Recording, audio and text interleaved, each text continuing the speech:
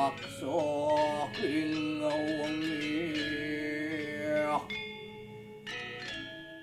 Teguh ayu luput yang lalu luput laki Nanang engken werdah yen dia muni-muni ni teh kam jaga tiane jani werdah saja Nanang Ibu Ratu Ane madan pandemi COVID-19 kita nang tuh Dewa Ratu Nanang liu ada berita di media sosial itu masih di media televisi di radio di surat kabar ngortang benayai COVID-19 kanin gitu apa ane makan sawireh di media sosial di media cetak gitu mesti di surat kabar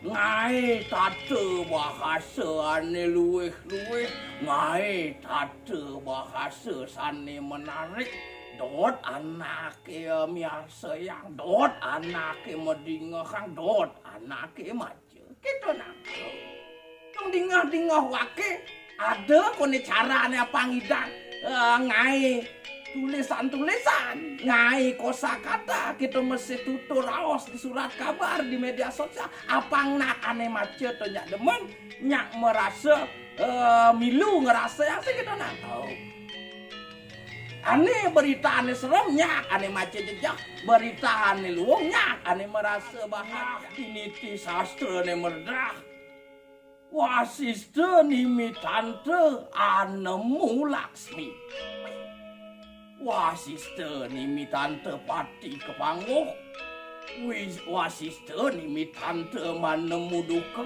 itu masih wasiste nimi tante manemu mitra itu sakti nerao si pangcaina tuh Dewa Ratu Nanang bukir jai ngomong di jalan nih sebut ane lakar tekang tuh Dewa Ratu Nanang Ani sing duri wasite nimi tante manemu mitra sing lu ngasane tuh. Sangkane raga sing dadi ngawang-ngawang memunyi sing dadi ngawang-ngawang berkomunikasi nak kunyang ada teorin itu dah. Gitu. Nah, ane jani dingoh Nanang ada mahasiswa UAN Sugoriwa. Masuk di prodi ilmu komunikasi. Ya tuh nah. Sekarang madingahang berda teori-teori ada kone madan teori ilmu komunikasi. Itu Nanang. Dah pang sing becacau bener wake ngomong, pang manut sulur, pang manut bebenam. Janane jani takit ning sewaya kuno wisaya. Dah jalan-jalan berda. Om Swastiastu. Perkenalkan, saya I Gede Bau Sujana, mahasiswa Prodi Magister Ilmu Komunikasi Hindu Universitas Hindu Negeri I Gusti Bagus Sugriwa Denpasar akan mempresentasikan sebuah teori ilmu komunikasi, yaitu adalah retorika dari Aristotle. Di mana secara definisi retorika merupakan suatu seni atau gaya dalam berbicara yang didapat dari bakat alami atau talenta maupun dari bakat atau proses ilmiah, yang dimana secara istilah juga retorika sering disebut sebagai the art of speaking atau seni berbicara. Nah, dari beberapa jurnal atau karya ilmiah yang pernah saya baca menyebutkan dahulu retorika tidak dipandang sebagai ilmu, melainkan hanya sebagai kecakapan berpidato. Om Sopis bahkan memandang retorika sebagai alat untuk memenangkan suatu kasus dengan memilih kata, istilah, ungkapan, kalimat yang dapat menarik perhatian pendengar. Sehingga muncul konotasi agak negatif bahwa retorika hanyalah alat untuk bersilat lidah atau berdebat kusir dan tidak menampilkan hal-hal yang berguna atau berisi dalam tindakan tutur. Kemudian dalam perkembangan selanjutnya, utamanya saat ini retorika sudah dikategorikan sebagai ilmu, tidak lagi hanya berlandaskan pada metode-metode kohesif atau asumsi. Retorika seperti disiplin ilmu yang lain dirumuskan melalui proses dan hasil penelitian empiris. Dengan kata lain, kebenaran dalam retorika saat ini merupakan kebenaran ilmiah yang sesuai dengan fakta dan mengandung pengetahuan. Nah, di dalam mengimplementasikan retorika di dalam kehidupan sehari-hari, sering ditemui, terutama saya sebagai orang pelaku seni, di mana pelaku seni tersebut harus bisa berkomunikasi dengan komunikan, karena secara tidak langsung sebagai pelaku seni atau di Bali disebut dengan pregina, harus bisa menyampaikan pesan-pesan apa yang disampaikan, terutama mengenai alur cerita.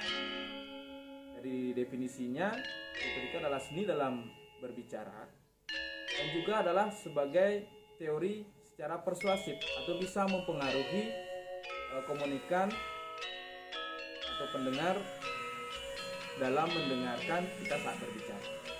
Nah, yang sering saya alami selaku pelaku seni, di mana cerita itu harus sampai kepada pendengarnya.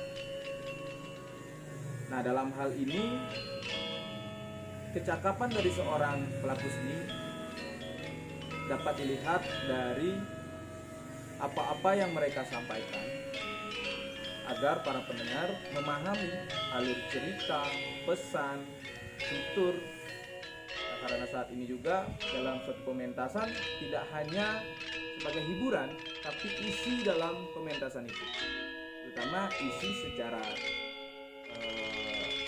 edukasi, secara pendidikan, dan isi secara filosofi.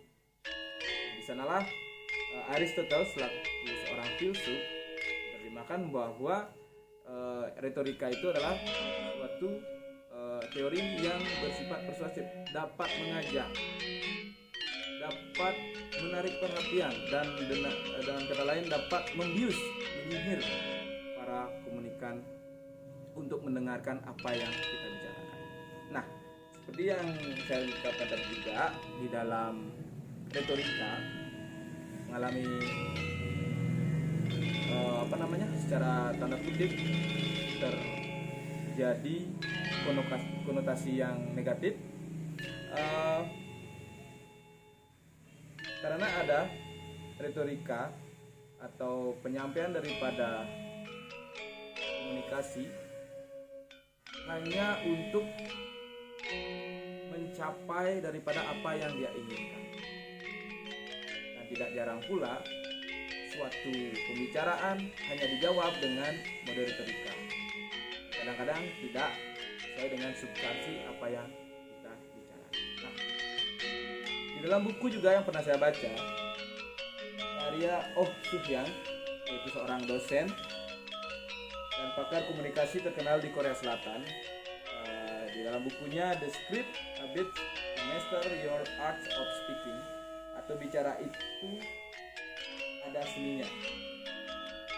Di dalam buku ini dituangkan bagaimana cara kita untuk bisa mempengaruhi lawan bicara kita menjadi memihak kita. Nah, dan salah satunya adalah di judul yang ketiga, ucapan yang membuat lawan bicara memihak kita. Artinya di sanalah fungsi daripada retorika, sehingga kita dapat mempengaruhi atau meyakinkan komunikan di dalam suatu proses komunikasi.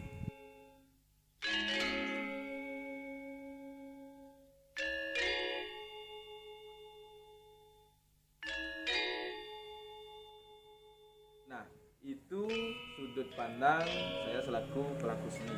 Ya, sekarang ada beberapa contoh juga di mana kita sebagai seorang leader atau pimpinan organisasi, ya sebenarnya saya selaku sekretaris desa, di mana sekretaris desa itu mempunyai banyak atau tugas-tugas secara kompleks.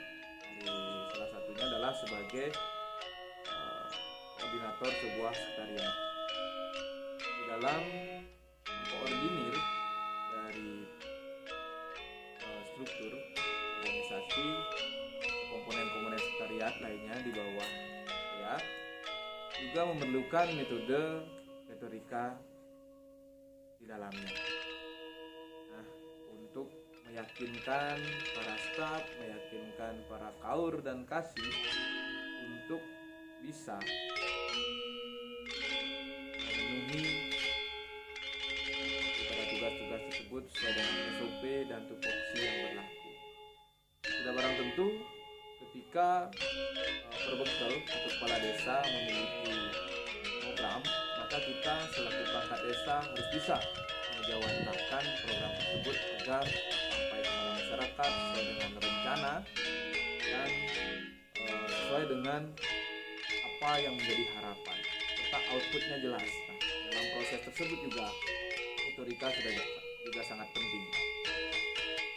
Bagaimanapun juga dari sekian banyak orang atau sekian komponen dan sekian tim yang ada di desa, pastinya ada yang tidak memahami tugasnya secara langsung sebelum kita kasih tahu, dan juga mungkin ada yang